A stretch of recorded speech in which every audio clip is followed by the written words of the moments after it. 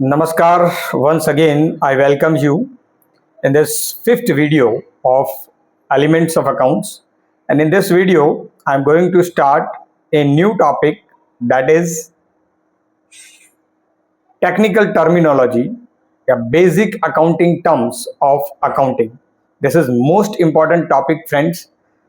If you are in 11th standard or 12th standard or any standard of commerce, or if you are learning an accounting subject, it is the most important topic for you. These are the basic terminology to learn any subjects. There are some basic terminologies, there are basic vocabularies that you must be know, that we are going to learn as far as accounting subject is concerned.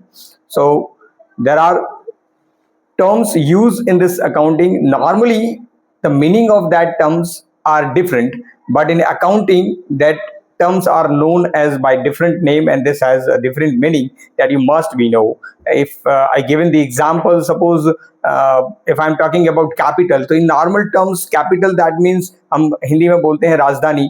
तो किसी शहर की राजधानी, जैसे देश की राजधानी, तो उसे हम कैपिटल बोलते हैं. गुजराती में पाटनगर कहेवाय. तो लेकिन अकाउंट की भाषा में कैपिटल का मतलब the amount invested by the businessman, ये होता है. तो मीनिंग सेम, स्पेलिंग सेम है, प्रोनाउंसिएशन सेम है, लेकिन मीनिंग पूरा अलग होता है. इसलिए इस तरह की टर्मिनोलॉजी को सीखना बहुत ही जरूरी है आपके लिए. तो आज का जो ये वीडियो है वो ऐसी टर्म्स के ऊपर डिपेंड है. ऐसी लगातार 2 से 4 वीडियो हमारी बनेगी, तो सभी वीडियोज आप ध्यान से देखिएगा, बीच में कहीं भी स्किप किए बिना. तो आज कुछ टर्म्स, बेसिक टर्म्स हम सीखने वाले हैं इस वीडियो के अंदर. तो बिना टाइम गवाए शुरू करते हैं. और शुरू करने से पहले आप सबसे एक रिक्वेस्ट, अगर अब तक आपने चैनल को सब्सक्राइब नहीं किया है तो चैनल को सब्सक्राइब कर दीजिए, बेल आइकन दबा दीजिए ताकि आपको आने वाले सारे वीडियोस की नोटिफिकेशन मिलती रहे. So let us start. अब शुरू करते हैं हमारे आज के टॉपिक को, दैट इज टेक्निकल टर्मिनोलॉजी या बेसिक टर्मिनोलॉजी या टेक्निकल टर्म्स. कुछ भी नाम से, किसी भी नाम से हम इसको जान सकते हैं. एलिमेंट्स ऑफ अकाउंटिंग का ये बेसिक टॉपिक है, अकाउंटिंग टर्मिनोलॉजी. तो सबसे पहली टर्म शुरू कर रहे हैं. पहली टर्म है voucher. Voucher that means what? Voucher means जो अकाउंटिंग ट्रांजैक्शंस होता है या अकाउंट में जो भी एंट्री रिकॉर्ड होती है, उस एंट्री को रिकॉर्ड करने का जो बेस है, the base for recording the transaction, that is known as voucher.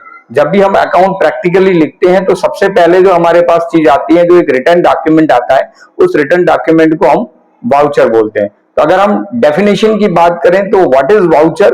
So the documentary evidence to support the transaction known as voucher. For example, if we buy the goods for cash, we get the cash memo. If we buy the goods on credit, then we get the credit memo. तो इस तरीके के cash memo, credit memo, receipts, counterfoil of paying slip, जब bank में पैसे भरने जाते हैं या आप किसी को पैसे देते हैं तो आपको रिसिप्ट मिलती है. तो ये सारे जितने भी डॉक्यूमेंट्स होते हैं जो आपको ट्रांजैक्शंस के बदले में मिलते हैं या आप इश्यू करते हैं, तो उसे हम बोलते हैं वाउचर.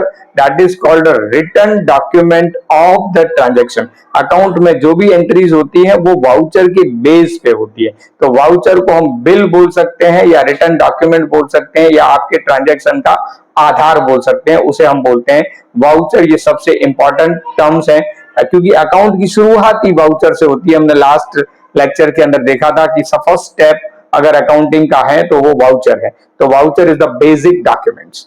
सेकेंड टर्म है हमारी ट्रांजैक्शन. तो ट्रांजैक्शन, वाउचर जो हमने बेसिक देखा, तो ट्रांजैक्शन अकाउंट के अंदर सबसे इंपॉर्टेंट है कि अकाउंट का जन्म ही ट्रांजैक्शन से होता है और ट्रांजैक्शंस को ही हम रिकॉर्ड करते हैं. तो what is transaction? Transaction means an exchange between 2 और मोर पर्सन. एक या 2 से ज्यादा व्यक्तियों के बीच जो लेन देन होता है आपस में, उसे हम ट्रांजैक्शन बोलते हैं. तो ट्रांजैक्शन का सिंपल सा डेफिनेशन अगर हम देखें तो exchange between the person and persons is known as transaction. ये एक्सचेंज गुड्स का भी हो सकता है, सर्विसेज का भी हो सकता है, गुड्स के बदले में पैसे का, रुपए का, मनी का. तो जो एक्सचेंज होता है, लेन देन होती है, उस लेन देन को हम ट्रांजैक्शंस के नाम से जानते हैं. अगर हम ट्रांजैक्शन के टाइप्स की बात करें तो ट्रांजैक्शन नॉर्मली दो टाइप के होते हैं, एक होता है इकोनॉमिक ट्रांजैक्शन और दूसरा होता है non economic transaction. Economic transaction वो होता है कि जिसको हम मनी में इवेल्युएट कर सके। The transactions which can be evaluate in terms of money is known as economic transaction, और अकाउंट में सिर्फ और सिर्फ इकोनॉमिक ट्रांजैक्शन ही रिकॉर्ड किए जाते हैं, ठीक है। और ये ऐसे ट्रांजैक्शन है जो हमारी फाइनेंशियल पोजीशन को, बिजनेस की फाइनेंशियल पोजीशन को इंपैक्ट करते हैं।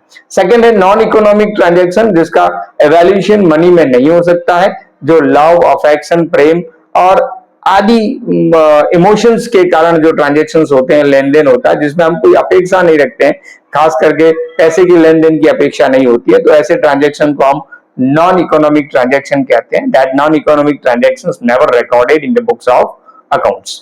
तो अब बिजनेस ट्रांजैक्शन की बात करते हैं, तो बिजनेस ट्रांजैक्शन, तो ट्रांजैक्शन हमने बोला लेन देन, एक्सचेंज बिटवीन द पर्सन, और ऐसे ट्रांजैक्शन अगर बिजनेस के अंदर होते हैं और बिजनेस की फाइनेंशियल पोजीशन को इफेक्ट करते हैं, तो ऐसे इकोनॉमिक ट्रांजैक्शंस को हम बिजनेस ट्रांजैक्शन के नाम से जानते हैं।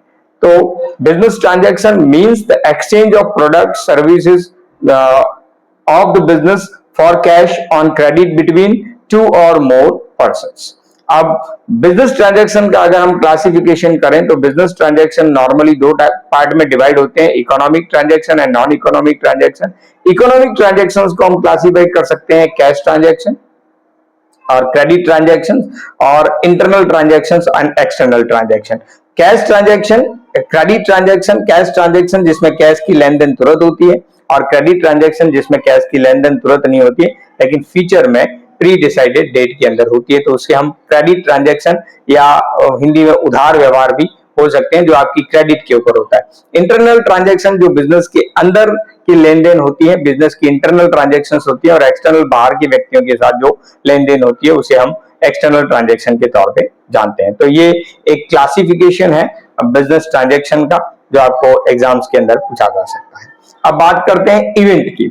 तो ट्रांजैक्शन के बाद होता है जो लेन देन होता है उसे हम ट्रांजैक्शन बोलते हैं, लेकिन लेन देन के परिणाम स्वरूप जो रिजल्ट आता है उस रिजल्ट को हम बोलते हैं इवेंट, ठीक है। जैसे कि हमने रजनी को 10,000 रुपए का माल बेचा, वो माल हमने 6,000 में खरीदा था और उसके ऊपर हमने वेजेस पेड किया है 1,000 रुपए। तो इसका अगर हम परिणाम देखें तो 10,000 रुपए की हमारी इनकम हुई, रेवेन्यू हुआ, 6,000 रुपए उसके ऊपर परचेस का एक्सपेंसेस हो गया, 1,000 रुपए उसके ऊपर वेजेस का एक्सपेंसेस हो गया, तो कुल मिला के हमारा 7,000 एक्सपेंसेस हो गया और 3,000 हमारा प्रॉफिट हुआ। तो ये जो प्रॉफिट रिजल्ट जो निकल के आया उसे हम बोलते हैं इवेंट। इवेंट और ट्रांजैक्शंस में फर्क है, ट्रांजैक्शन लेन देन होता है, ट्रांजैक्शन इवेंट नहीं हो सकता, लेकिन उसका जो रिजल्ट आता है, जो परिणाम आता है उसे हम इवेंट कहते हैं और इवेंट के नाम से अकाउंट में जानते हैं। अब जो टेक्निकल टर्म देख रहे हैं, मोस्ट इंपॉर्टेंट टेक्निकल टर्म्स है जिसका नाम है capital. Capital, that means what? Capital means the investment made by the investors, that means businessman or the owner in the business। तो अगर आप स्क्रीन पे देखें तो ये देख सकते हैं कि ये किसी एक व्यक्ति ने बिजनेस स्टार्ट किया, ये इसका बिजनेस है, और बिजनेस के अंदर जो पैसे बिजनेसमैन ने लगाए, जो इन्वेस्टमेंट किया, तो उसे हम बोलते हैं कैपिटल। तो कैपिटल का मतलब होता है the amount invested by the businessman in the business. वो कैश भी हो सकता है, एसेट भी हो सकता है, कोई भी चीज बिजनेसमैन अपने पर्सनल एसेट में से लाके बिजनेस में अगर लगाता है तो उसे हम कैपिटल के नाम से जानते हैं। सिंपल सा डेफिनेशन है, an investment made by the owner to commence the business is known as capital. Investment in business is done in cash और in form of any other asset. ये बिजनेस शुरू करते समय भी हो सकता है और बिजनेस में जब भी ज्यादा रिक्वायरमेंट होती है, अगर ऑनर के द्वारा कोई पैसा लगाया जाए या कोई एसेट लगाई जाए तो उसे हम कैपिटल के नाम से जानते हैं। तो capital is a personal account of owner. ये ऑनर का पर्सनल अकाउंट है, ऑनर और बिजनेस के बीच का ये ट्रांजैक्शन माना जाता है। उसी तरीके से एक और इंपॉर्टेंट टर्म्स है ड्राइंग। तो यहाँ ड्राइंग का मतलब चित्र नहीं होता है, यहाँ ड्राइंग का मतलब होता है उठाना, ड्राइंग, विड्रॉइंग। तो ये टोटली कैपिटल का अपोजिट टर्म है।